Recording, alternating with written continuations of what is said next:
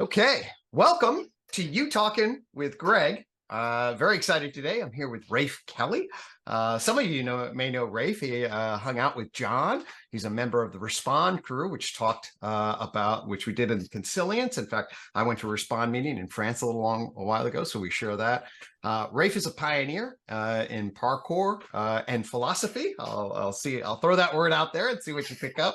And generated the Evolve, Move, Play element. I just spent about 10 minutes watching Rafe race through the woods in a way that kind of scared the crap out of me. And I look forward to talking with him about how he does that and what it means. I saw the tree and kids playing around it. Reminded me a little of the UTOK tree of life. And I'm super excited to hear from you, Rafe, and how you embody natural wisdom and can share that with us today. Welcome so much to the podcast. Yeah, thank you for having me, Greg. I've been looking forward to this conversation. I'm very interested in diving deeper into the UTOK model.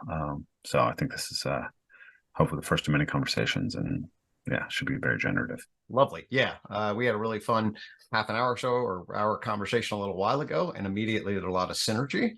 So I think I'm a clinician, so I'm big into human story, how they kind of get to where they are. And I'd love to just have our audience get a little bit of your background and how you grew into what would ultimately become Evolve, Move, Play, or however you kind of frame your work these days. Yeah, maybe since you're a clinician, I'll start the story kind of further back and talk a little bit about the family history. Okay. My great-grandfather, Stanislaus Janicki, came from Poland and settled here in Northwest Washington, Skagit County, set up a cedar mill and or a shake mill, became, very wealthy and passed it on to his kids.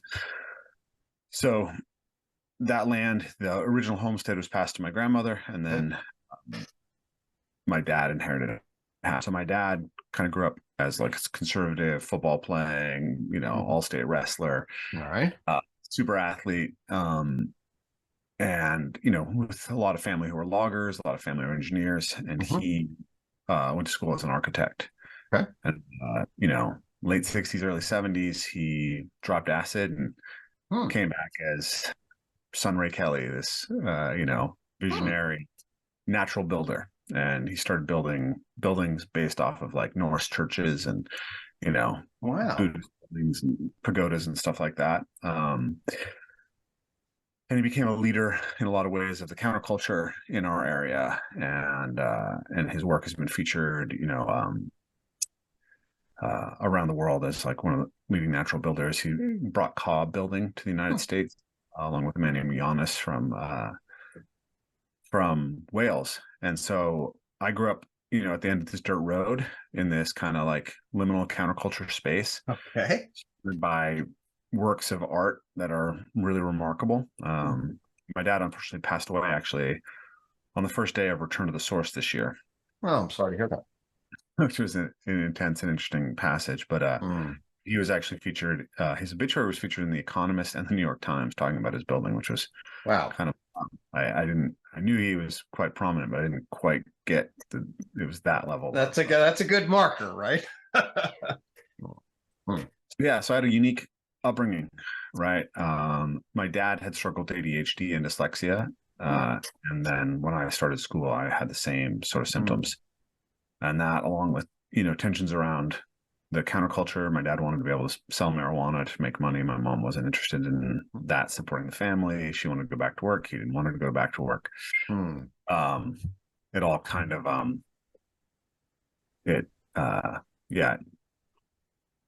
became a point of conflict. So starting around first, second grade, my dad kind of pulled back from me emotionally.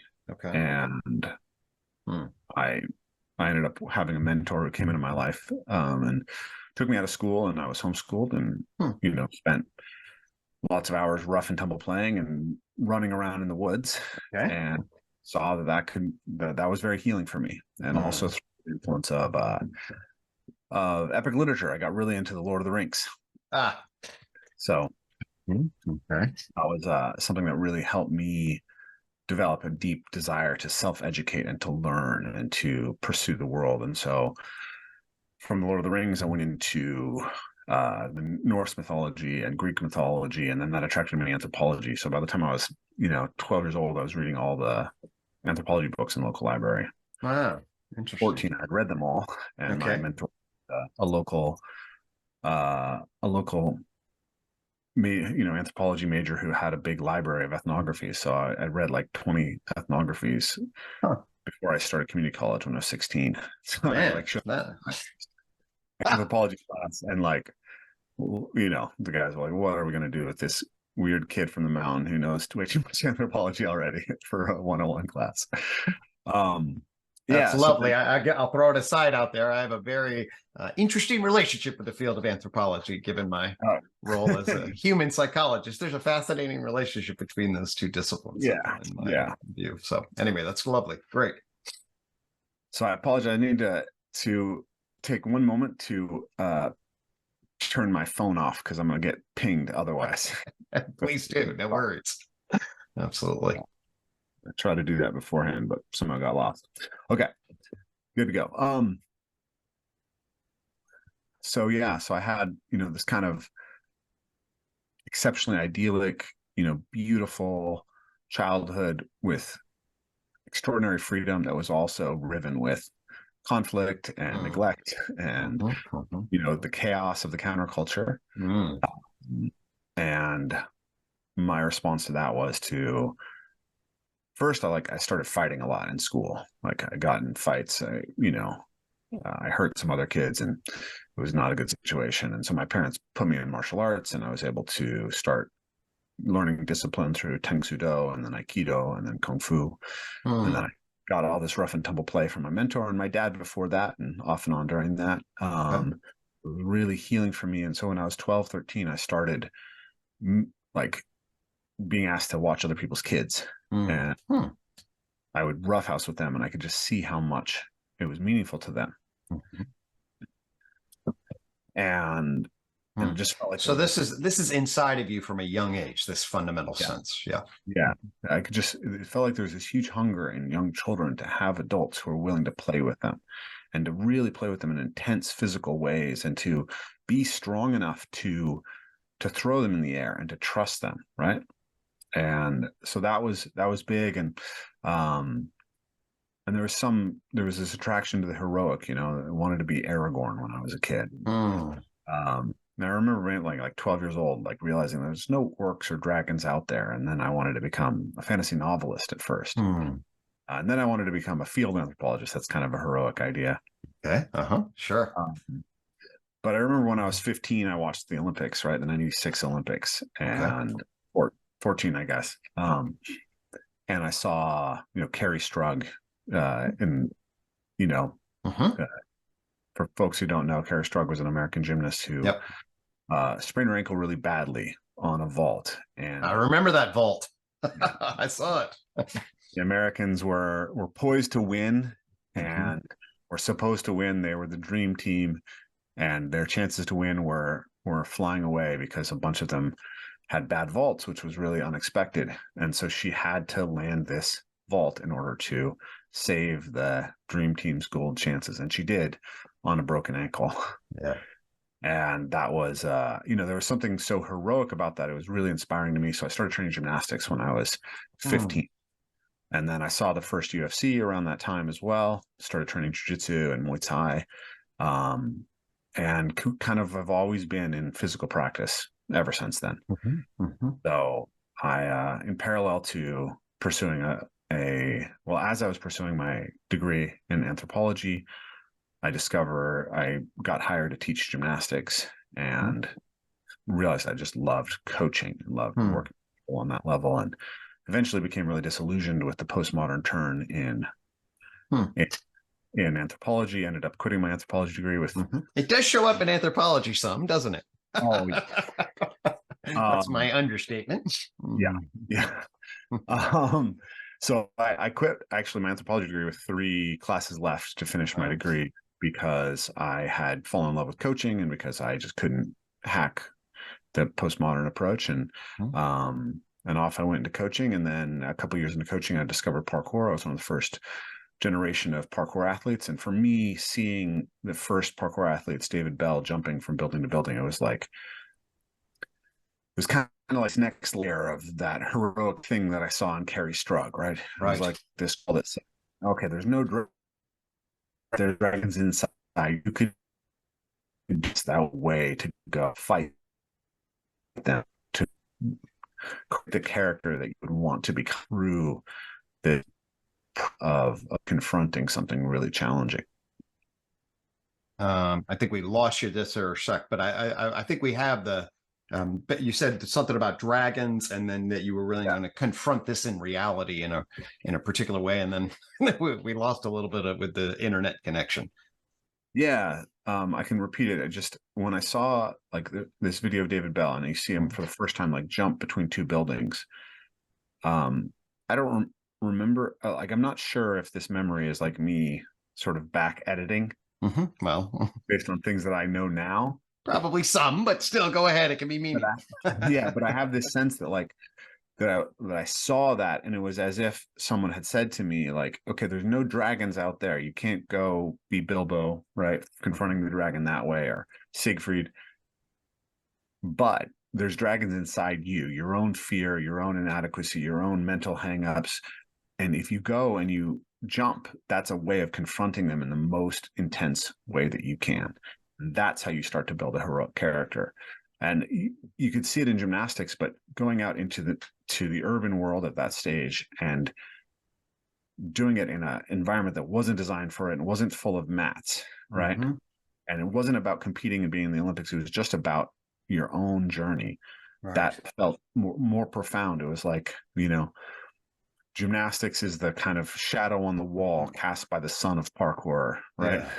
That was kind of how I felt at the time. I just had a real basic question here. How do you guys do that?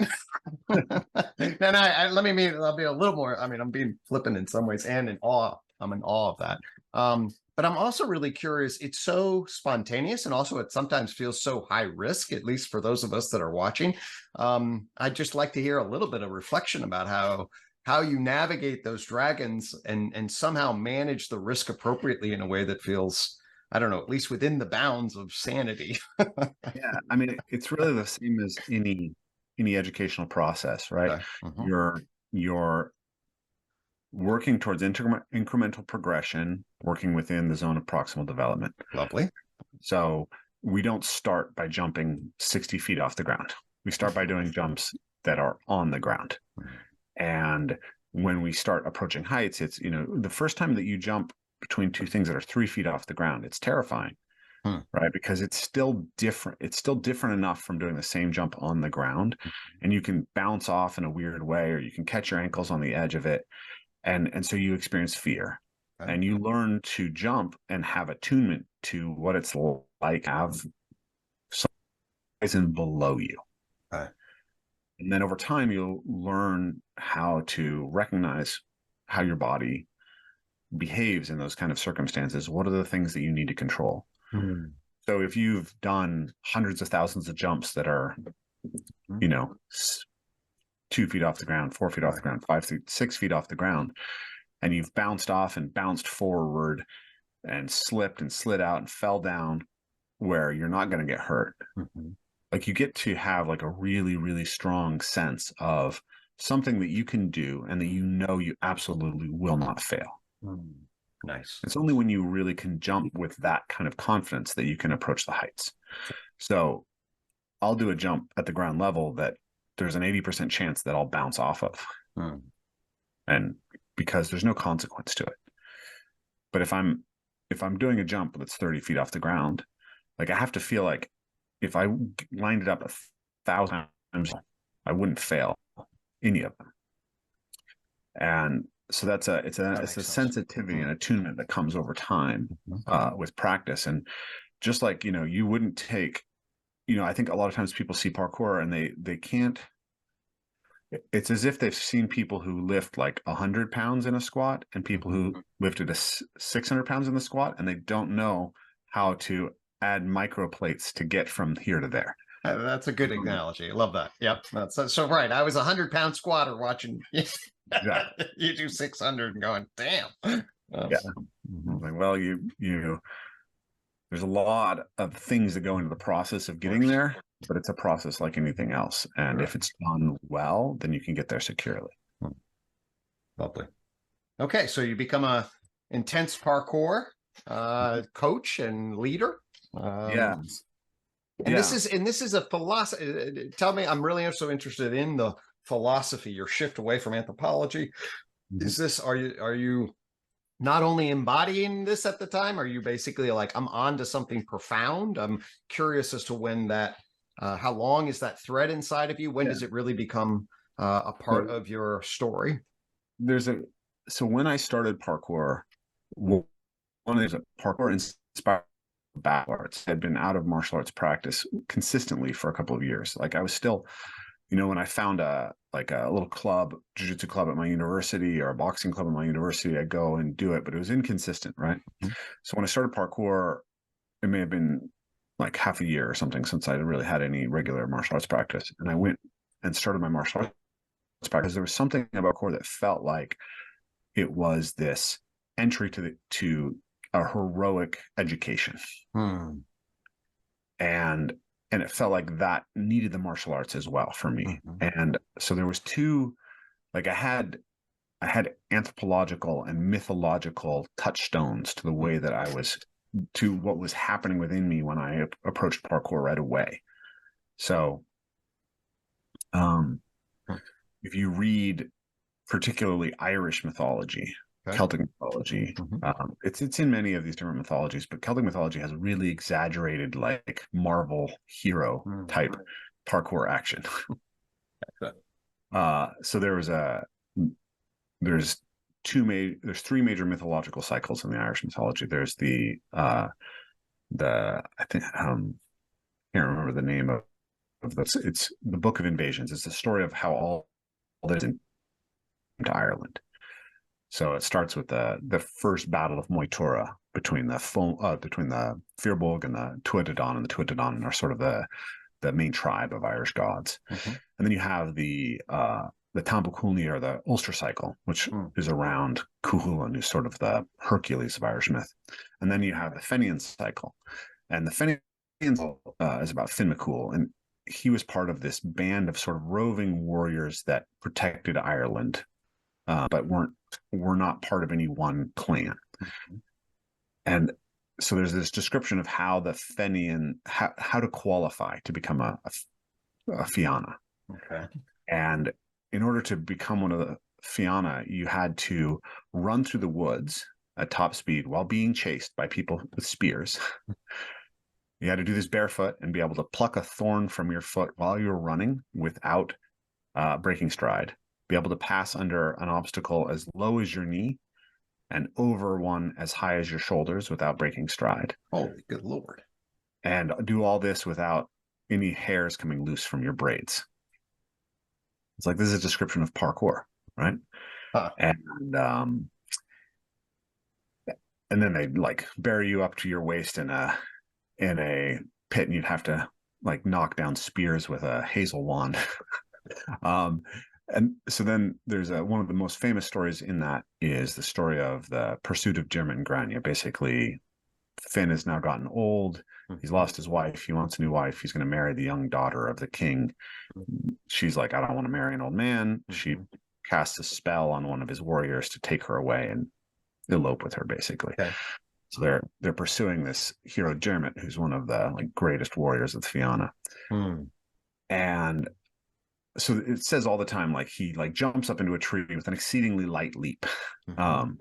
But one of the big scenes is there sends this army after Dermot, and Dermot like disguises himself and goes to meet the army, and they're like, have you seen this guy Dermot Uduvna? And he says, oh yeah, I saw him yesterday. He did this feat that's unlike any. I've never seen anybody else achieve this feat. Like, Hmm. do you guys? And they're like, oh yeah, we could do it. He's like, well, let me show you. And so he takes an empty barrel of wine and rides it down a rocky cliff while standing on it with his feet. Hmm. And then 10,000 soldiers from the army try and kill themselves by the end of the day. And the next day he comes back and they're like, have you seen Dermot Uduvna? And he's like, yeah, I saw him. He showed me this other feat. It's really amazing. he ran up a spear and stood on its point. So then 10,000 of their soldiers run up the spear and kill themselves. Impaled. And then the next day he sets up a feat where he jumps and lands in between two sword blades. It's like these were like images that I had in my head. When I talk about Kuhula, they talk about the salmon leap. Right? He could leap over walls like a salmon in order to attack an enemy stronghold. And it was like, wow, this idea of feats, of being capable of acrobatics, of being capable of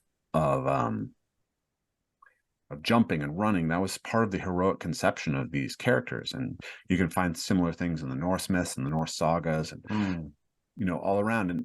And so I saw myself as entering that when I did that. And I was also inspired by reading like little passages about play that I'd read in various ethnographic literature. So I think it's in The Forest People by Colin Turnbull. He talks about the play of the Mbuti Pygmy and how they would climb up trees and bend them over and jump off and let somebody ride the tree up to the top. Turns out my dad actually is a kid with his brother.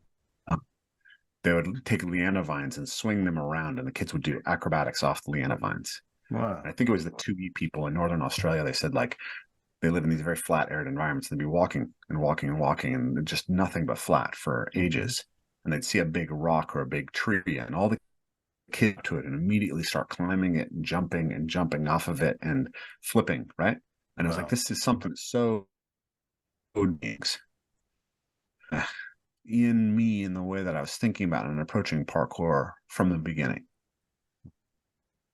So there was an anthropological, mythological, maybe incipient, and parkour in the beginning, parkour was talked about as a philosophy, right? It was like parkour philosophy. It wasn't just jump. Okay. There's a philosophy behind it. But it was very hard to, the founders of parkour were all French speakers, speak any other language. Like kids who had dropped out of school.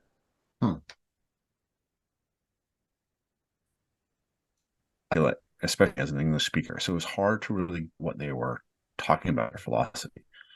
But for the people who are like in trying or in 2006. Rafe, I'm going to pause this for a second. Okay, cool. Where were we? So you were telling me about the, I don't know if I'll get the tribe right, super flat, and they would come across rocks and start jumping. Yeah. The Tu'i people. I actually don't know for sure there's the Tu'i. It was like literally ethnographies that I read when I was 14 years old. Right. Like, okay. But it was a tribe from northern Australia. Okay. And so I had read these passages about play in other cultures, and I saw that parkour participated in that same basic structure of play that seemed to be universal in children around the world. Actually, my wife would go on to do a master's in anthropology that she did on the subject of parkour as a form of adult play. Oh, really? She went all the way down into the primatology literature and found that like this stuff is documented in macaques, where they will repeat the same routes of jump, climb, run over and over again as a way of mapping as part of their play. So locomotor play, I mean, the literature on play just has the term locomotor play, right? And it's something that you see really in almost all animals. They play with their capacity to locomote to an environment. And fundamentally, that's what I think parkour is. It's just a defined specifically cultural approach to locomotor play, but it's unique relative to gymnastics, which you could say is the same thing, because it's much more like the fundamental thing that we find everywhere and that all children express. Yeah. So we have this anthropological approach, this mythological frame, and then from the beginning, the parkour community had this idea of a parkour philosophy. Okay. And there was a big subject of discussion on online parkour forums. But I never felt satisfied by the way that it was described. It always felt like it was very important to people, but nobody could tell me what it was. And I think that was in part because it was really an embodied philosophy. It was Right. like there was a specific culture that arose within this group of people who came together, and the founders of parkour were mostly from immigrant communities and lower income communities in the banlieues of Paris, right? Okay. So they're literally like brutalist housing projects in Every and Lease in France that give rise to parkour. Interesting. And so these kids, a lot of them were traumatized in various ways, right? Like, so David Bell, who's his father had become separated from his family during the Franco-Vietnamese War, and he'd become a child soldier in that war. And over to after the war, because his family was like a Francophised family. Am I stable? Okay. Somewhat, but good enough. That's following. Yeah, you're smooth for me. Okay, good. But, yeah, so Raymond Bell, David's father, had come from that, and then he'd come to France and become a celebrated athlete and military firefighter. But David was the son of his mistress and was raised separately from his dad. Okay. And then he spent time with his cousins who were raised by one of Raymond's cousins who had a totally separate experience of the Franco-Vietnamese War, but it also had this super military discipline, deep martial arts, like super hard, pushing this on his kids. And then it all kind of started to really catalyze when David met a man named Jan Hanatra, who came from a New Caledonian family that literally had come from headhunters a couple generations ago. Oh, okay. David and Jan almost got into a fist fight when they first met. Then they went out and they started pushing each other. They started practicing martial arts together. And a lot of it originally was just calisthenics challenges. It was just doing lots of push-ups, lots of squats, trying to lift things that they found. But one of the ways they challenged themselves was jumping over things and jumping between things. And when they did that, they discovered this kind of edge space that others were doing. So, you could find lots of people who did martial arts. You could find lots of people who were doing calisthenics, but they were doing these jumps. And there was nobody who could do the jumps like they were doing them. The only person who was like an inspiration was Jackie Chan. Yeah. Okay. And I think that what happened was they were really seeking an identity that was stable, right? Because they're, New Caledonian, half Vietnamese, unstable families, all these things. They're seeking an identity to catalyze, and this messianic aspect of adolescent development. And they wanted to become strong. They wanted to have a way to test their care.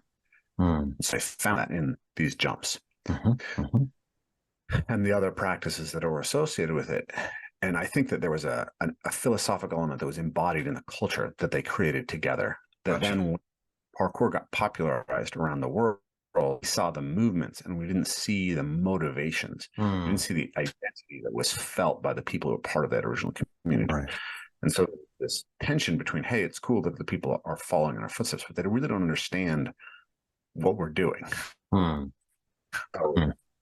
They couldn't describe what the philosophy was, but they could see that there was a gap between what in their possible and people mimicking the movements. So I think if you take on the practice and you commit to it deeply, it has an inherent philosophical direction that body, but it really helps to have philosophical tools to then comprehend what you're doing and to be clear about it so that you're not seduced by just what is the most popular on YouTube. Lovely. What are the fads? And so interestingly, when I encountered Jordan Peterson's work, this idea of we fundamentally go through life in a state of like a imperfect present that's oriented towards an aspirational ideal for running through these little frames. And then the reality is that anomalous things are always going to happen. And you got a type of person who can take them on. And that's the archetype of the And it's a way of physically embodying that principle. In some ways, I would say it is maybe the most profound study of fear, because you can sit in front of a really scary jump, and you have to, in order to do it safely, you have to come to grips with your fear. You can't rely on activity in the same way that you can in the martial arts, right? Like when someone punches you, like other things take over. So yeah, there's you're walking into the ring, but like a parkour athlete in some sense can do the walk-in 30 times in a session. Wow. And so that's why I think it's such a profound teacher for this kind of specific way of dealing with cultivating courage. Yeah. Can you tell me a little bit about how you relate to fear that way, and what is your cultivating attitude in relation? Do you have a mindset, a way of doing that? Do you simply observe what unfolds? What can you share a little bit about that? Well, the first thing that came for me was the idea that fearlessness is not the goal. Okay. Right. That we are not attempting to become fearless. What we're attempting to do is to become good friends with fear. Right. So we have a well-negotiated relationship. So you don't want to kind of be locked down by your fear, but you want enough fear to sharpen you and cause you to pay deep attention. So when you go and you face a jump, you're going to have fear rise if it's a really challenging jump. And then you can practice a visualization, right? What's going to happen if I bounce off? So you can do positive or negative visualization. So you can just imagine yourself doing a jump over and over and over again until you feel like it's there, right? Or you can say, if I bounced off, here's my safety strategies. Right? So sometimes you don't have any safety strategies. You just have to make the jump. So then you just imagine making the jump, right? And then you have to kind of like go through the embodiment of what fear feels like in your body, right? Are your hands shaking, right? Are you breathing really fast? Is your heart racing? Do you have butterflies in your stomach? Is your stomach clenching? Yep. Right? And then we calm ourselves before. So what you'll see a experienced parkour athlete do before a really challenging jump is they're going to breathe out a lot. Okay. And they'll shake their hands out, and then they'll wipe their shoes, which is a functional thing. We need to make sure that our shoes aren't dusty underneath, because we need to minimize slipping. But you'll notice that, like if we're doing something that involves our hands, we'll spit on our hands and rub them to get better traction on the hands. But what you'll see is that we'll start doing these things even when they're not relevant at all, because they're calming signals to the nervous system once you've done them enough times. Right. And so you get to go through this process over and over again of confronting something that's enough to stimulate fear, and then asking, do I actually need to be this afraid of it? Lovely.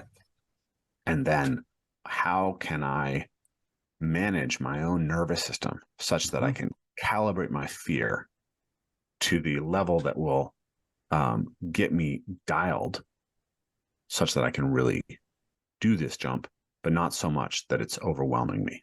Right. So it's literally like a tuning of fear, right? Like you have like a little fear string. Yep. And you want that thing to be tuned right to play with everything else well. That's actually a really general principle, I would argue. We call that the emotional sweet spot. Yeah.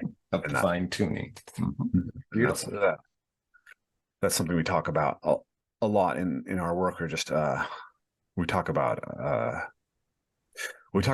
these 5 fundamental relationships that we have with being, which is, what are the relationships internal to yourself? So what is your relationship with fear?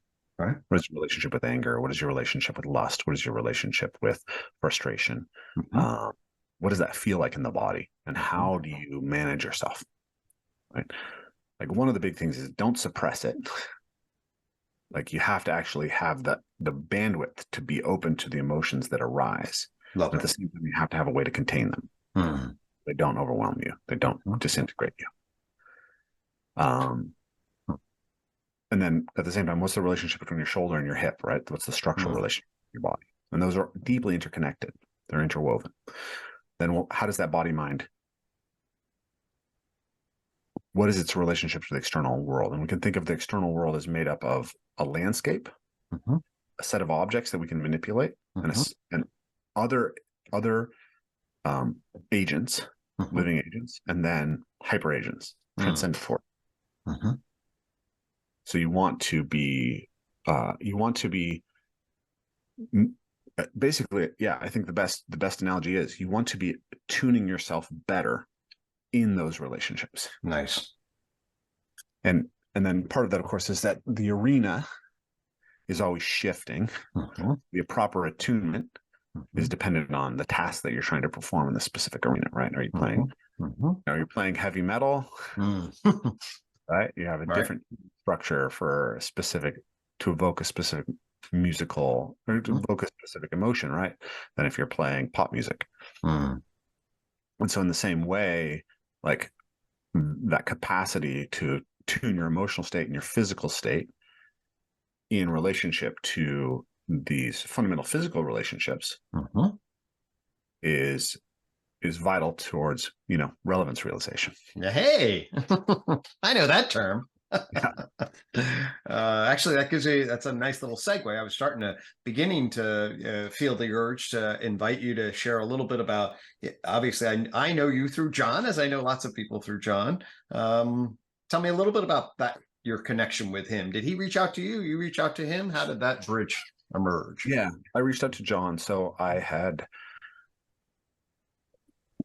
discovered Jordan Peterson, like most people, on the Joe Rogan podcast, right? In 2016. And, the political aspect of what he was talking about was interesting to me, but it was when he got into that narrative model that I got really intrigued, because at the time I was trying to understand why narrative was so powerful in coaching. I could give people facts and figures to the end of the day, and it wouldn't penetrate the way that a story would. But what makes a good story? How does narrative structure things?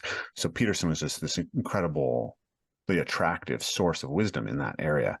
And then I went deep into all of his lecture series, and I met him at the end of 2017, and we had a chance to potentially record a podcast. And it fell through because my daughter was going to be born too close to the time that they were available to record. Right. Subsequent to that, he went on Kathy Newman, exploded, went out of reach for me. Right. Right. So Jordan then posted the first episode of Awakening from the Meaning Crisis on Twitter. And I had heard that there was this other guy from the U of T.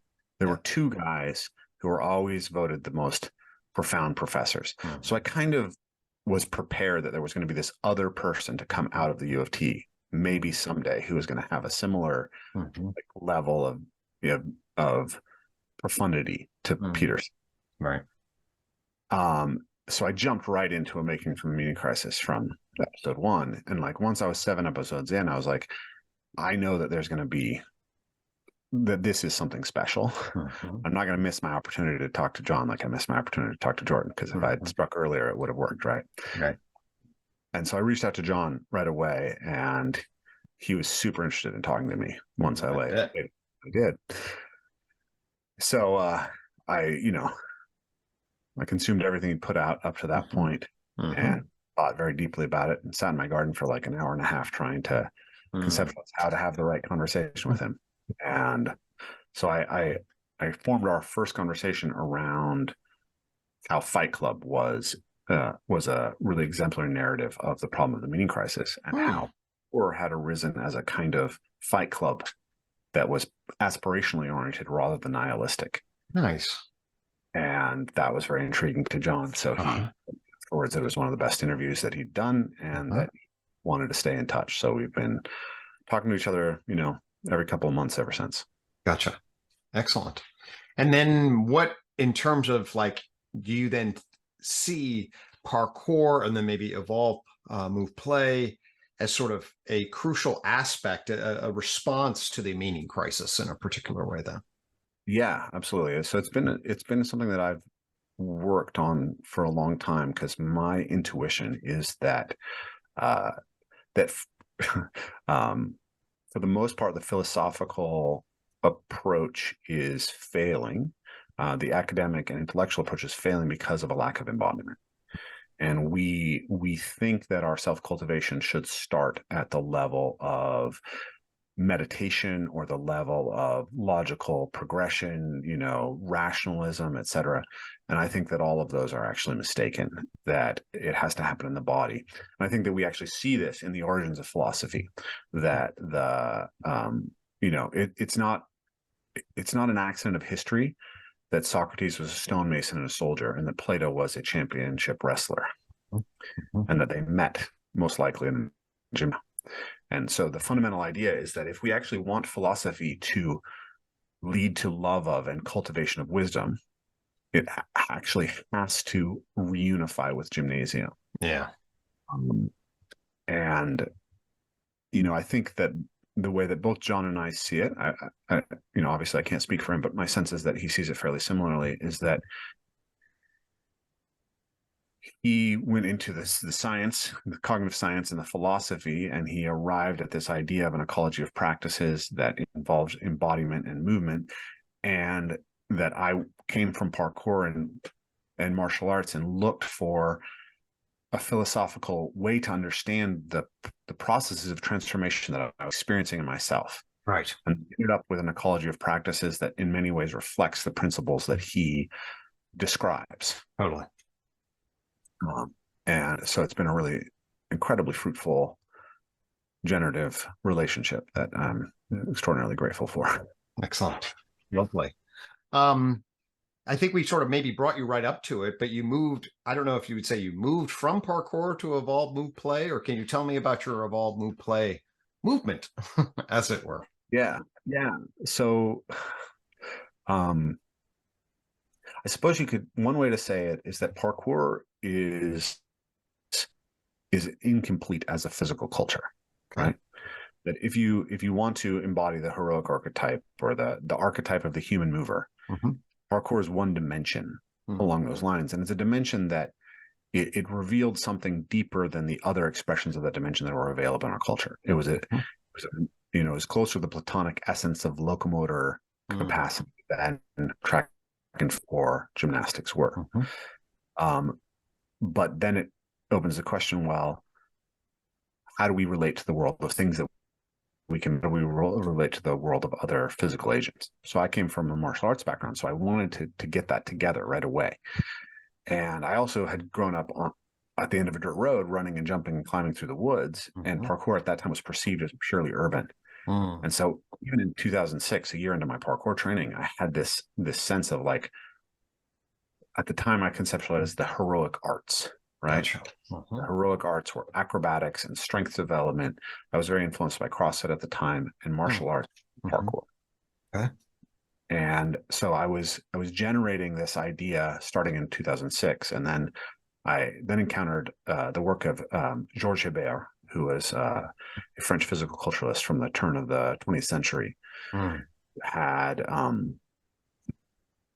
basically observed that hunter-forager peoples or traditional peoples or even French farmers were fitter than many athletes from the upper class, just from the demands of their daily life. And he had been involved in an emergency, like a big disaster in, I think it was Martinique. And he saw the people who were able to respond to the disaster. And he developed this idea that we had to become strong in order to be useful to other citizens. We should do so through cultivating these fundamental physical capacities. And so we talked about walking, running, jumping, climbing, moving on all fours, balancing, swimming, lifting, throwing, and self-defense. Those were his 10 categories of movements that everyone should pursue. So he developed a very successful school in France that then all the trainers were basically killed in World War II, I think. And a lot of it died. But the parcours de combattant, the military obstacle courses we see those all originated and like the trees courses that you see, Hmm. you know, sometimes the ropes courses in trees, it's like downstream of Hebertism. And so it had this influence. So in Hebert, I found sort of a reflection of that heroic idea that I was already playing with, conceptualized in a different way. I couldn't really find any of Hebert's writings in any significant way because they were all in old, difficult French. But it gave me a starting point to start to iterate these things. So I started to work with a French guy who was trying to revive Méthode Naturelle in 2006. His name was Erwin Lacour. And that we ended up just not seeing things the same as far as the way something should be cultivated. And so we split ways, and I decided that like I didn't feel like I had reached a level of mastery in parkour that would allow me to then expand. So I decided to really dig deep into parkour, and I founded the first parkour gym on the West Coast, Parkour Visions, and I was the lead instructor there until 2013. And then in 2013, for various reasons, I left that organization. And it's, you know, even before leaving, I was trying to build EMP into it, right? I was starting martial arts classes, starting strength training classes. So that I had conceived the first taking people into nature workshop through EMP, Return to the Source, or Parkour Visions. So Return to the Source are like the event that John came to last. That actually was originally conceptualized and put out under Parkour Visions. And then when I left, I kept it, put it on. It was the first event showcasing the whole method that I had conceived up to that point. And that was actually before the name Evolve Move Play had even been settled on. Okay, gotcha. So then Evolve Move Play was basically just, I was very inspired by play research, by the work of Jaak Panksepp and Stuart Brown. And I'm well familiar with those characters. Yeah. And so I saw parkour as a form of adult play. You know, my wife had just done her degree on that. And I thought that our whole physical culture was conceived in a sort of industrial fashion that was about forcing people to do more drudgery, more work. And nobody wanted to do that. We all had an inherent drive to engage in physical play that we'd all had as children that was punished out. And so we needed to recover play because we needed to recover movement. And all of this was an expression of our evolved nature. So we evolved to move, and we evolved to learn movement primarily through play. And so that was the sort of key insight behind the beginning of the pedagogy. Lovely. Excellent. There's a lot to relate to there. So then you launched EMP. Do you call it that? I don't know. Yeah. Okay. All right. Can you tell me a little bit about that organization? What you got? What's involved there? Yeah. So it's still a small org. We've been around, I guess, for just over for a decade now. And originally, it was just me teaching this one originally 3-day workshop a year that was residential. That then became 5 days, and now is 8 days. Okay.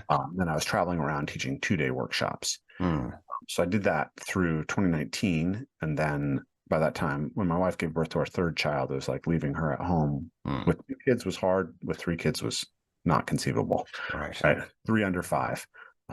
We did that. I remember that. It's intense. Yeah, no doubt.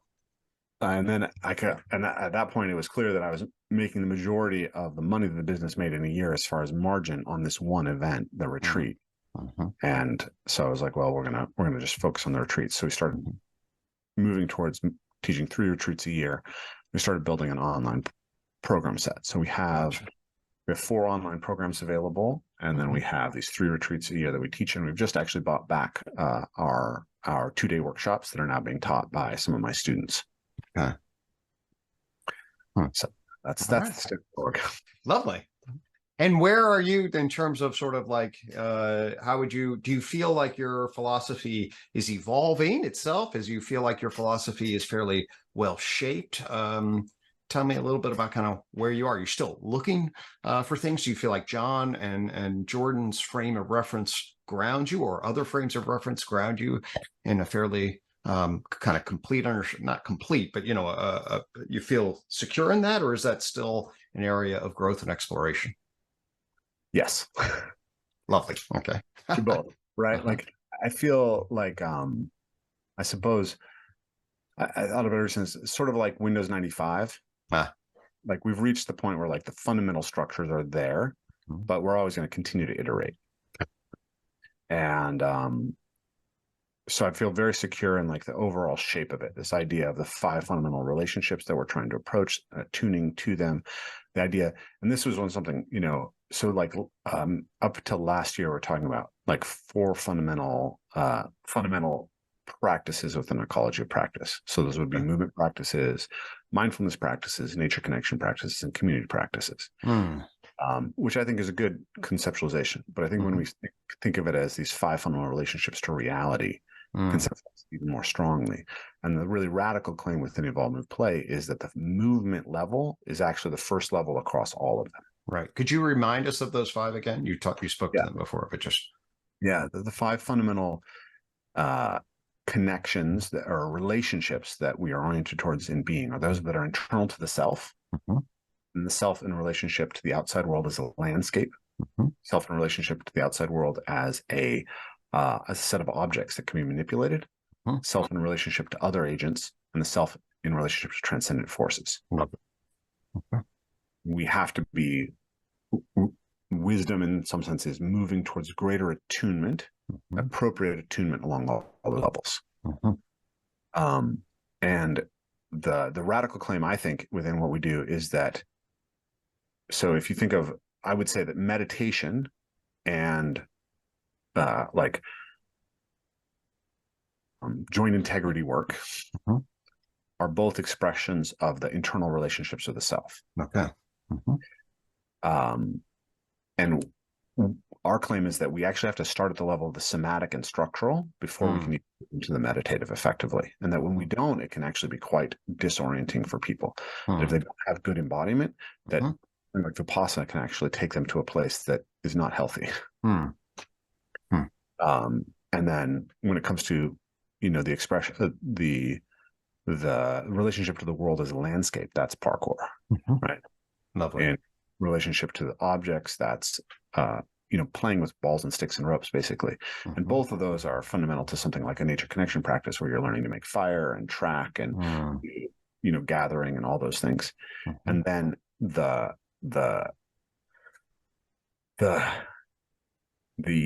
agent to agent level, that level is rough and tumble play. That's the base. And then dialogical practices are actually the abstracted expression of that. And we think this is key to the origin of philosophy, that Plato and Socrates are getting together and wrestling. And the Stoics say that philosophy is wrestling in the mind. When I spoke to Jordan on his podcast, I said, your next book is called We Who Wrestle with God. How do you embody the capacity to wrestle with God if you don't wrestle, if you've never experienced what it is to truly wrestle? And then physical ritual, we think, is the first way in which we are really beginning to conceptualize and be in relationship to transcendent forces. And so all of it for us starts at the level of the embodied, the incarnated. And we're not looking to ascend outside of the body. We're looking to relate more deeply to all of the experiences of the body mind in relationship to being. Good. Lovely. All right. Well, I can resonate with a lot of that. Not necessarily in my actual embodiment as an over-intellectualized academic, but nonetheless at the level of the conclusions that I reached as a function of my analyses. But that sounds beautiful. Yeah. Yeah, that's great. I don't know where should we go from there? Well, I mean, there's lots of different possibilities. I don't know. So one possibility is syncing up a little bit with UTOK. I could certainly offer how UTOK kind of would hear your insights, as it were, and contextualize them. UTOK has synced up very deeply with John's insights in a way so that I would actually now see them as fundamentally synergistic perspectives. And I think that we're looking, John and I and everybody sort of, I think we're really looking for a transformation in our worldview. And I think we're on the cusp of that. So I'll give you, I'll throw out a few things that just really speak profoundly so John has his 4 P's. Okay. Yep. Obviously. Well, UTOK has your primate person distinction. Okay. So 3 of the P's are your primate. So that's your perspectival, procedural, and participatory. You're an embedded, embodied primate. Okay. And UTOK actually calls that the dimension of mindedness. You're a minded animal. All right. That's essentially the equivalent of the 4E cognition move. So 4E cognition, I don't come from, I mean, I'm a psychologist and a scholar, so I read it, but I come from my own tradition. And basically what UTOK helped me realize is, oh my God, this thing called mind needs to be placed, okay, at the sensory motor loop of an animal that can get up and move around. Yep. Okay? And actually the core of the nervous system in UTOK is framed by what's called behavioral investment theory. Okay. So behavioral investment theory basically says the nervous system is a regulating in work effort investing system on a sensory motor loop. That's the essence of it. Okay. So if you're gonna build it, build it on its essence. Right. Okay. So you have a skin that it does an exterior system detection. You have a gut that does an interior systems detection. You have a motor system that does a proprioception, and then that's a regulatory control system. And mindedness emerges from that regulatory control system, and then it becomes abstracted with imaginal models. Okay. But the novel system of modern life that we built, okay, just extracts the proposition. And John will rail against this and argue that, okay, we can do deductive method in the propositional sense, but fail our primate embodiedness completely. And that's a disaster.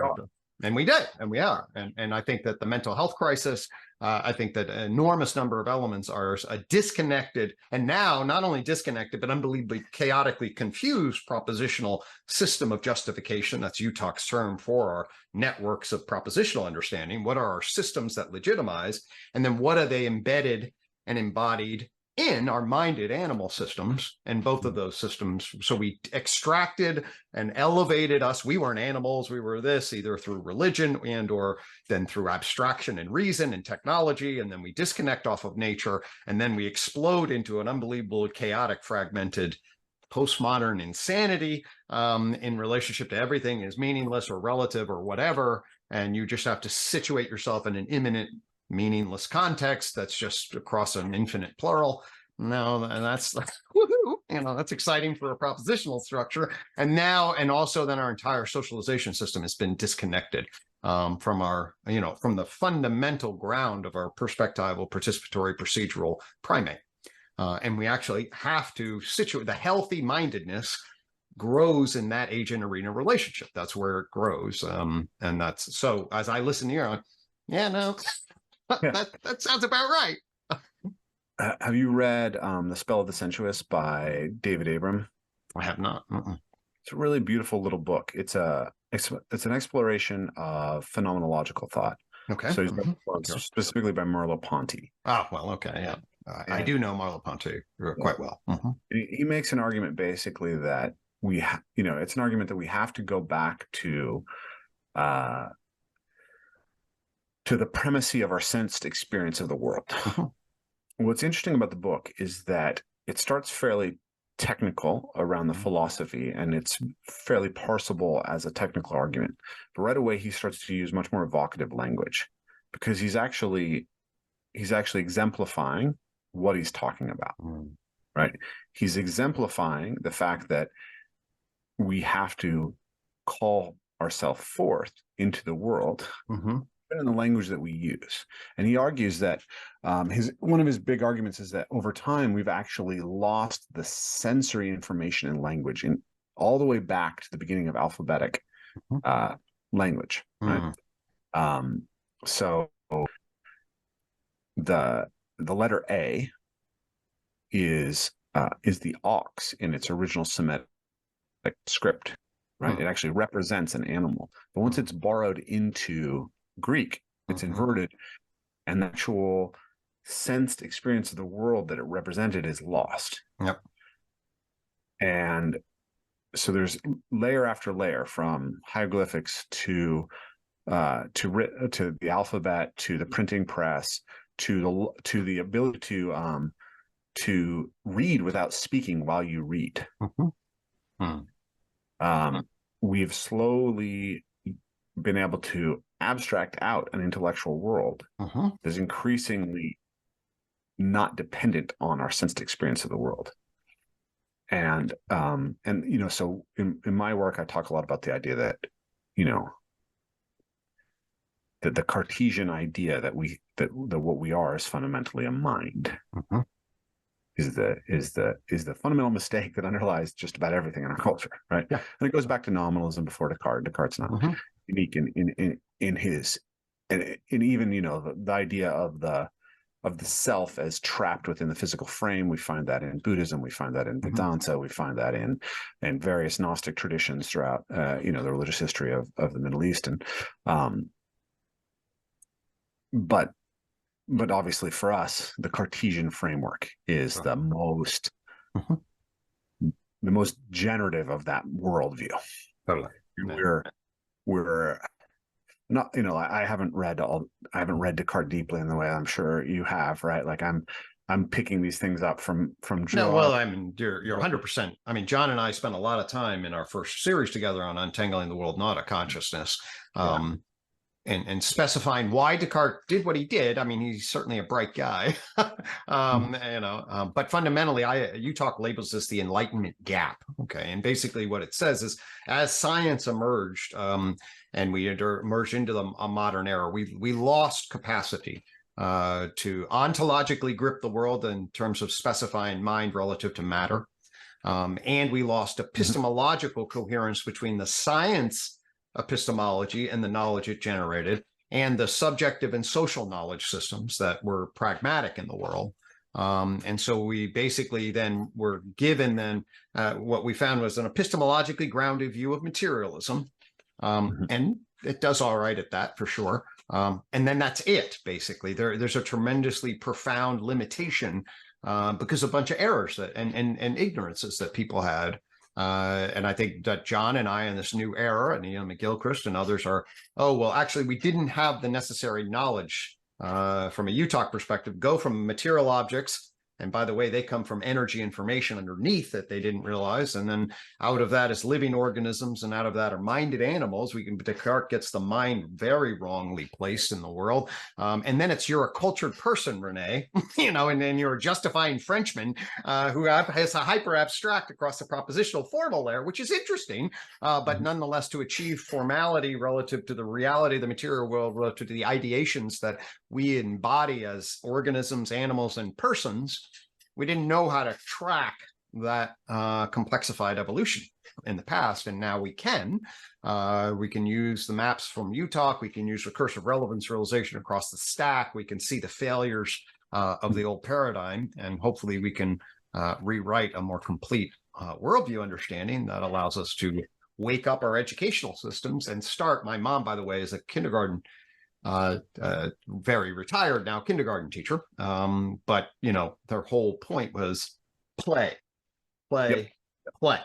Stop this. They're 5 years old. You do whatever you can to engage in a diversified play structure, in a socially safe but pressing environment on an order chaos kind of dynamic where people care but actually get pressed, and then they have to resolve and then do all this other stuff. And now she actually like her last year found herself almost weeping going into the classroom, watching just prescribed worksheet after prescribed worksheet in a completely constrained educational environment that and then of course there's a COVID explosion, and I mean it just is tragic, about the evolution of our misguided notions about how to manage.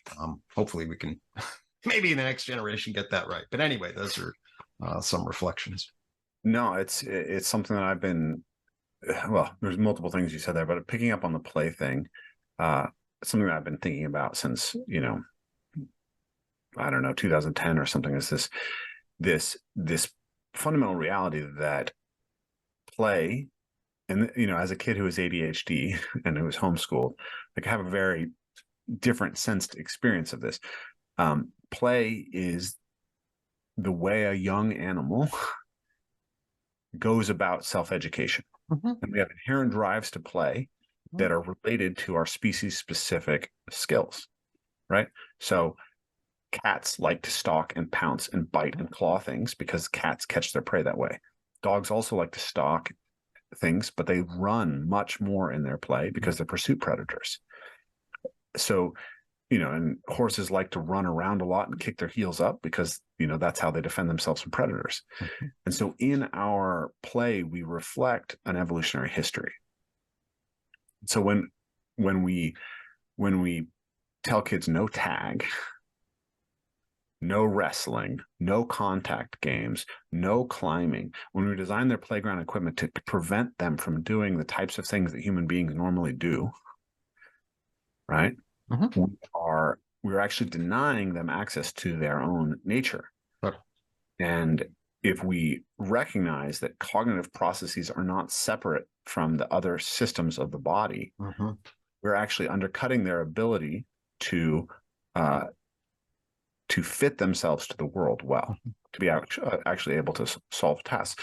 This is a point you're probably familiar with Stuart Brown making, which is that if you train engineers and they don't have a childhood background of taking things apart and putting them back together with their hands, they can test extremely well, but they're very bad at actual novel problem solving. So what are we doing? We have an education system that is pushing us as much as possible towards the types of engineers who can solve things on paper and can't solve things in reality.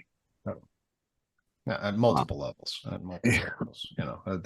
and you made a point before about the nature of safety and fear and befriending fear, and what it is to become robust. So as a clinical psychologist, one of the great tragedies I see in my field is, which is very understandable in my field as a clinician, you see people wounded and abused, and you want to try to create a safe environment, and you want to honor the subjective traumas that people experience.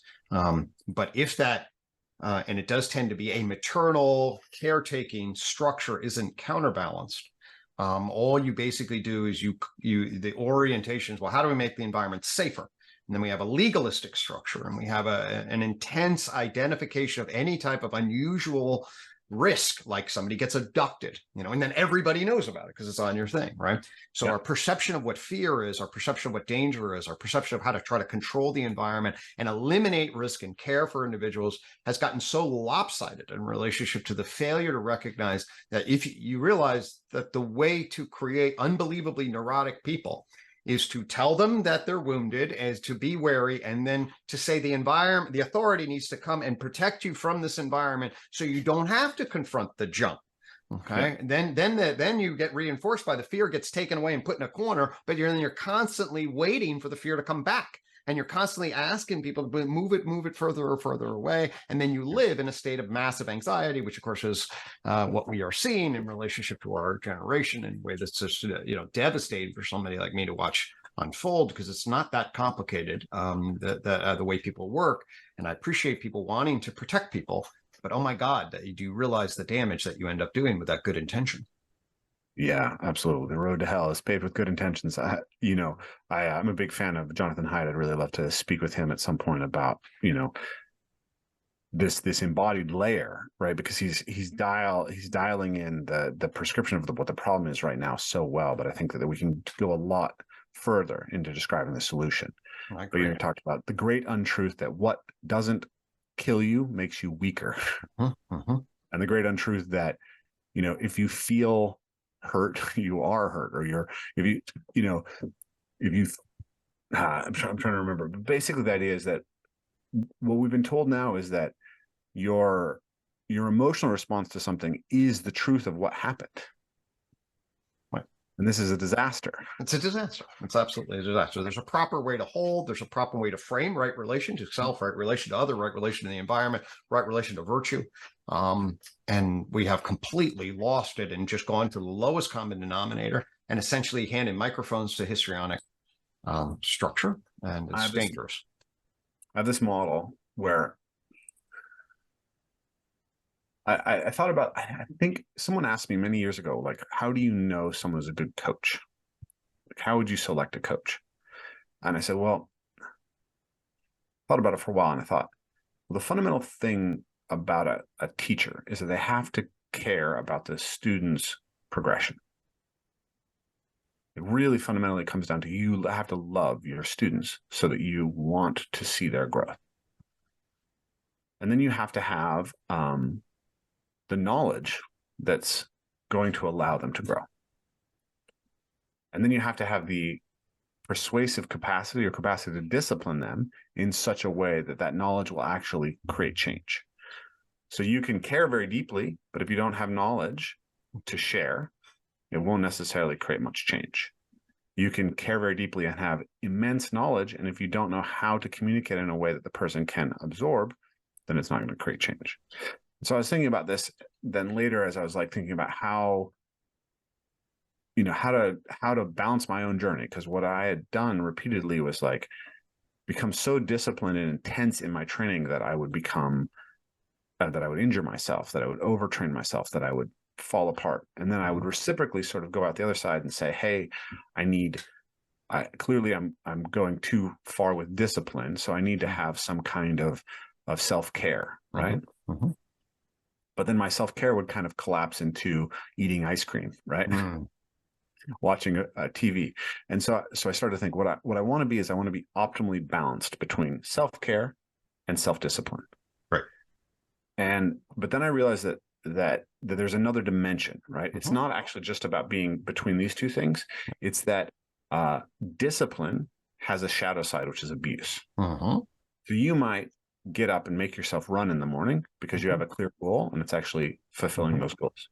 Or you might get yourself to run in the morning because it hurts and you hate yourself. Right. And the pain helps you process your hatred of yourself. And on the flip side, self-care can mean like going and taking a nap because that's what your body most needs, or it can mean scrolling through Instagram for hours because it's stimulating, right? And so I think of that as self-indulgence. Yep. So what we need is care, balanced with discipline, and recognizing the shadows of abuse and indulgence, and moves us towards that. And the way that I've conceptualized is that these are feminine and masculine poles, not male and female, because everybody contains both of these things. And this is something that, like, Jordan Peterson talked a lot about. The role of the father is to bring courage into or the role of the masculine in parenting is to bring courage into the child. Children need nurturance and they need encouragement. And that is played out in a sexed way, right? Like my kids, if my kid falls down, one of my kids falls down and bruises their knee, and I'm standing there and their mom is standing there, always go to mom first. In fact, they'll become angry with me if I try to pick them up. Like, she's right there. But on the flip side, when they want to be thrown in the air, they come to me. When discipline needs to be enforced, my presence makes that far easier. And so what I think of that is that we are trying to, that as a culture, what it feels like to me is that we had an excess of masculine discipline that moved towards abuse, that has then been seen as so toxic that it's been completely suppressed and given rise to a culture of extreme feminine indulgence that weirdly creates this need for a tyrannical discipline because it's the only way that things can be organized. Right. So my kids tell me all the time, like, the kids who hit people can't be taken out. They can't be, their behavior is unchangeable because none of the disciplinary measures are effective on them. So the schools have been hamstrung from having any disciplinary measures that can actually change the behavior of an antisocial child. But the kids, like my kids, don't feel like they can defend themselves because they're actually inhibited by the threat of authority. And so we see this toxic cycle where people who are willing to flout authority, the authority actually doesn't have anything to stop that. But people who are sensitive to social signals shut themselves down in relationship to, and cannot engage in pro-social punishment of people who are acting abusively. Need to be reined in with authority. Yeah, no, that's exactly right. So in fact, this is, I mean, this is in UTOK, there's a thing called the influence matrix, and it maps your primate heart. And what it says is you track your relational value and social influence, but you do it on low dimensions of power or dominance, submission, love, which is affiliation, hostility, and freedom. And fundamentally, what we're doing is these are like knobs on a wheel. Okay. And so you need those in constructive opponent process. There's to maintain it's like a virtue dynamic. You have excess on either side, and we need this. And I really love the way you identified the shadow of each of the yin yang. If you want to use an even more sort of generic but constructive opponent process signal, that's essentially. So that's absolutely. I really like those 3 dials. So I want you to just repeat them for me if you don't mind. So the second dial. Well, let's get to the core of the relational heart. Okay, do I have social influence? That means, can I move others in accordance to my interests? That's one core aspect. And the second is, am I seen, known, and valued by important others? Okay, so we have influence and love. So influence and relational value. I'm going to use relational value there because I use love in a slightly different term, but that's fine. Then there are process dimensions, like of self relative to other. Okay. The vertical dimension, okay, is the power, like who has power over other, and that's archetypally dominant versus submissive. Okay. Dominance and submission of the roles on power. And then there's the love dimension, which is affiliation. Hey, we'll join together and share in our interests. And then the converse of that is hostility, which is we're split our interests apart and destructively work. Okay. Yeah. And then we're on autonomy versus dependency, which is how involved are we versus how separate. And so we are constant. And then that gives rise to power, love, and freedom. Okay. In fact, you can look at the political spectrum and see these things as the democratic impulse is a feminine impulse to care for equality, fairness, affiliation. The traditional conservative impulse is a controlling impulse. If you go to Jonathan Haidt, there's a traditional controlling impulse of the father. And then there's the libertarian impulse, which is the independent autonomous impulse. Okay. And you can actually see each of these are dialing these things, and the proper political governance structure, cybernetic governance structure, ideally would be right constructive opponent process relationship between power, love, and freedom to maximize mutual relational value and social influence. And you articulated very clearly how we used to have a pretty dominant authoritarian kind of structure that was over excessive on abuse and don't be a pansy, and then all of a sudden therapy comes along. It's like, oh my God, all these people are injured and brutalized.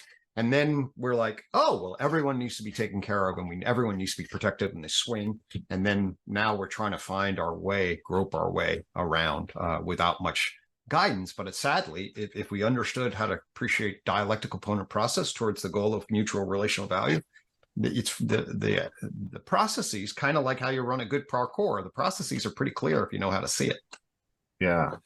I love that idea of those reciprocal processes. And, like that was a big thing that I got from Peterson. I came, growing up in the counterculture, right? We were on the left for sure. I went to university in Bellingham, Washington. That's as left coast as you can get, right? Lived in Seattle. So I was very, very left wing. And then there were certain things that were just not satisfying about, I just felt like there were certain aspects of reality that people weren't really willing to talk about, which is essentially, I think that the left doesn't want to confront the fact that human beings have a nature. It's current left-wing thought is intrinsically blank slate. And that I couldn't do that. Like I read Steven Pinker's The Blank Slate right after I left university, and I recognized that that the tragic vision was much more aligned with how I saw reality. But it took a while to kind of like transfer to like, okay, I really can't be aligned with this side anymore. And then I went all the way to the alt-right, right? All the way to, do we need ethnically homogenous states, right? Do we need traditional roles where women are subservient to men? And I never completely, I guess, didn't buy into it completely, but I was highly influenced by it, and I was like leaning in that direction. And then I found Jordan Peterson, and when he sort of laid out the reality that the tradition and progression have to be in dynamic balance. That we're always facing novel problems. And so we need new solutions. And at the same time, we're always facing perennial problems. So we need to respect the traditions that have bulwarked us against those perennial problems. Order and chaos. Thread the line between the forces. And then at the same time, he made a really strong case for how the conservative can become tyrannical and dangerous, right? And you started like, well, I remember having a conversation with a friend of mine who was a very intense environmentalist, like apocalyptical environmentalist. And he's like, well, the Earth can really only have about 500 million human beings, you know? And I was like, okay, well, who do you want to start killing, right? Should we start with the gays? Start with the Jews, right? Like, you know, what's the actual endpoint of this philosophical position that you take in? And so then I came to this idea that, like, if you've ended up in a political philosophy whose only possible implementation involves atrocity, then you need to try another one. Right. I think that's the valued end state there is raises serious questions. Right. For sure. So I love that idea that you have just like for a second, the dominant submission thing. We don't believe, in some sense, it feels like we don't believe that there are legitimate sources of authority anymore.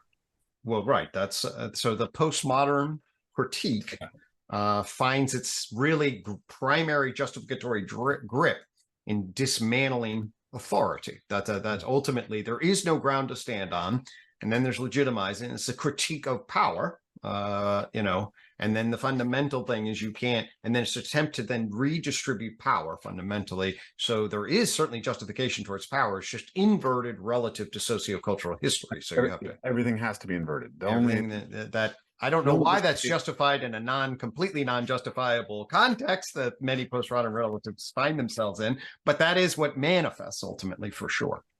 Yeah, that's just like this feels like something Jonathan Peugeot would say. Like, inversion is the only justification for power within that thing, within that frame. But it's so strange to me because there's as I became a teacher, right, and people were looking to me as an authority. People were looking to me as an authority in community, right, as a leader of community. Like, there was this real discomfort, and I saw in a lot of people who became leaders in the early days of parkour, like there was this real discomfort with stepping into that role.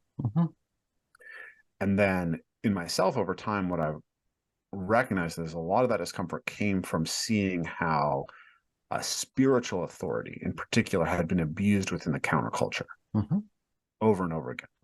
Definitely. And so, but ultimately you have to take asymmetric relationships to be able to propagate ideas, right, that are good. And so you have to be willing to be someone's follower to learn, and you have to be willing to be a teacher in order to help other people learn, which is asymmetric, right? And so you need teacherly authority. So that dominant submission thing, it's very strange to me because it's like nobody in some sense wants to admit they're a leader, right, or take on the burden of teacherly authority, and yet somehow we end up with this hyper totalitarian system, right? Because of vacuum. So, you know, that's why UTOKs, we're primates. We're primates. So if we do primatology, that's us. That's not like another set of animals. Like, we're primates, okay? And then do primatology across all of us. Now we are unique. We're unique primates, and the way the massive amount of flexibility that we have in our dominant submissive relationships is wonderful. And that fluidity is very powerful, and it affords us a lot if we do it right. But every coordinated human action is going to have social influence differentials. Okay. Yes. And very appropriately so. I mean, just, try to run a company where everybody is 100% equal doing everything the same way. I mean, it's insane. There's no way to operate in relation to have a parent and a child have the same amount of power. That's ridiculous. Power in and of itself and that's why when you see the influence matrix, you realize, oh my God, we need power, we need love, we need freedom in the service of mutual social influence, mutual relational value. We want to maximize. Those are the things that we want to try to maximize. And then that is actually a backbone that we all seek. And then the question is, how do you manifest that in a way that is, virtuous, fair, just, sort of, grounded in a kind of first ethical, moral structure. And that's, UTOK's oriented in that way.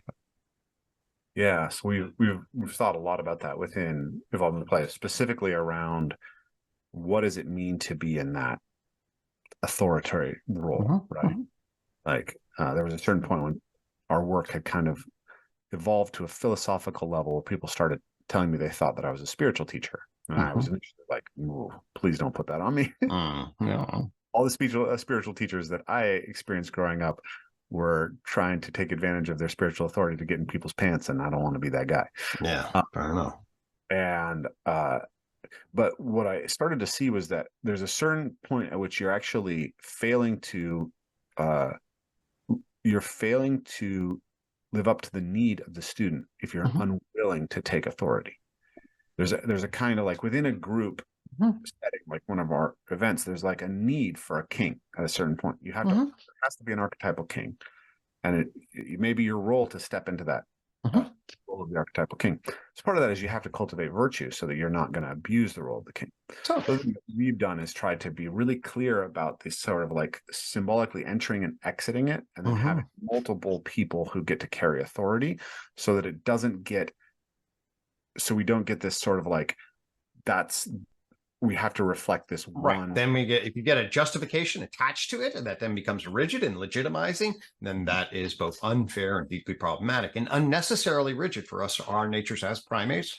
Because if you just pay attention, kids, parents, wives, and husbands, they will shift their dominant and submissive role. And we're unbelievably flexible role takers. That's one of our unique primate capacities. We just need to cultivate it and recognize the complex adaptive dynamic systems that can enable recursive relevance realization towards valued states of being.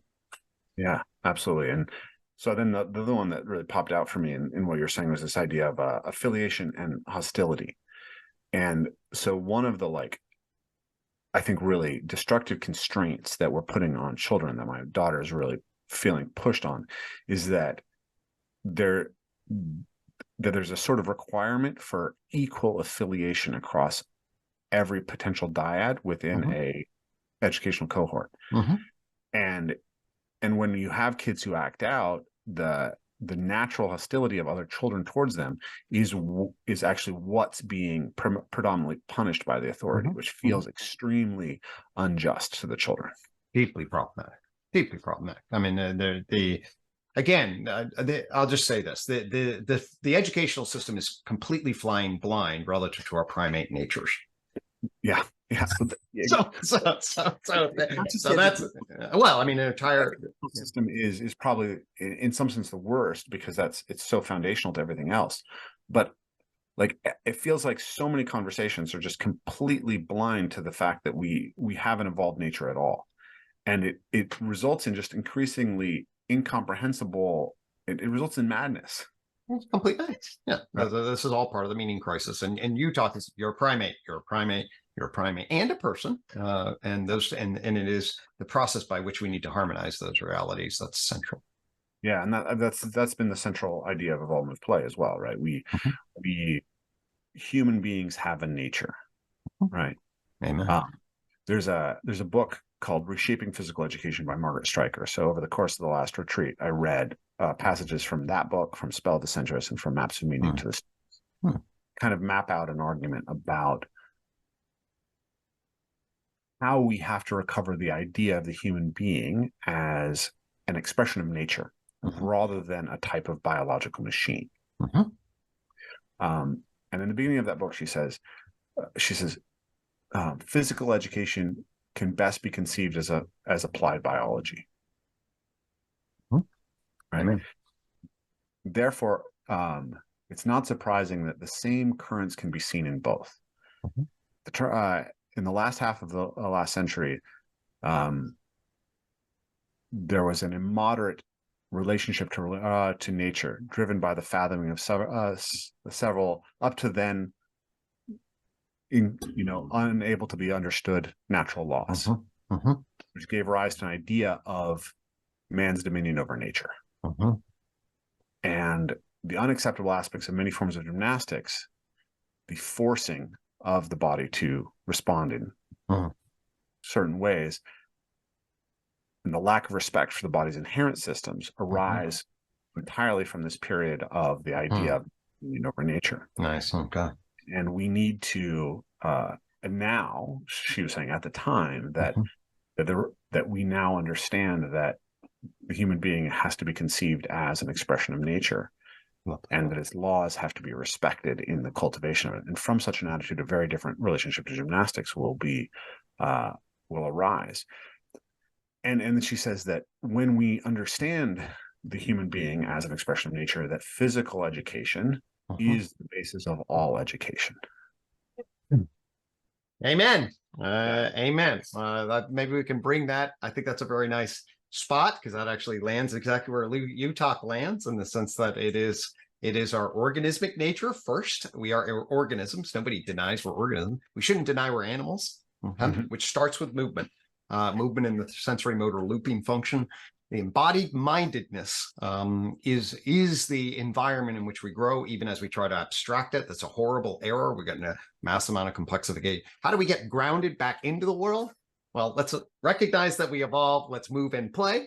And I see you as shining the light on that in a very profound and beautiful way. So thank you. I really appreciate that. That's what we're trying to do, is remind people, what's really interesting about reading Strikers, that was written in the 1920s. And, she's just a little bit after Hebert, right? And so you can see that these ideas are generating, and you can see the kind of nature boys that are happening in Germany around the same time, or just before. Rudolf Steiner is happening around the same time. Right. And so there's this real sort of dawning of an idea that there is complexity, and that we can't solve it through reductionistic materialism, and that human beings are not machines. And I think that World War I and then World War II, they were such an expression of machine civilization that they destroyed that. Like, literally, Hebert's school, they just all died, right? Other than him and a couple others. And so it was lost, and we went, like, I think the 80s are like the apogee of the most disembodied form of physical culture, right? There was the idea of aerobics. The only thing you needed for health was aerobic function, so you could just do aerobics. And then the idea of isolation bodybuilding, right, as the aesthetics. The way that I think about it is that when we divorce the mind from the body, we view the body like a car that we drive around. Right? We walk around in a meat robot. There's two relationships to your meat robot. Like, ultimately, if the self is not in the meat robot at all, the meat robot's kind of a distraction. You should be self-cultivating and not being too worried about your meat robot. To the degree that you worry about it, you should be oriented towards making it healthy so that you can do thinking. And that's what you see. I think that's the current academic culture towards physicality. Lots of high-powered professors who run. And then it's the lower class that goes to, no, if I'm going to have a meat robot, I want to have the best meat robot. I want to have a Lamborghini. I want a Ford 550 with, raised up and giant tires. And that's what bodybuilding gets you. Yeah. But I think we're seeing it now. Once again, like, we're running into such problems with the fact that, like, we just can't progress in our thinking about fundamental problems through further reductionism. Yeah, totally. Have to start thinking at ecological levels. Amen. I think that's starting to rise up through something like parkour in this really weird organic way. It's meeting the science that's coming down. Totally. Science. Well, I love our meeting, Yeah. and I'm glad that you're so glad you connected with John and bring in your vision. I really enjoyed this conversation. There's a lot of areas which we could continue. Thank you so much for sharing this vision, and we'll look forward to future Respond connections and other kinds of conversations going forward. Thanks so much, Rafe. Really appreciate it.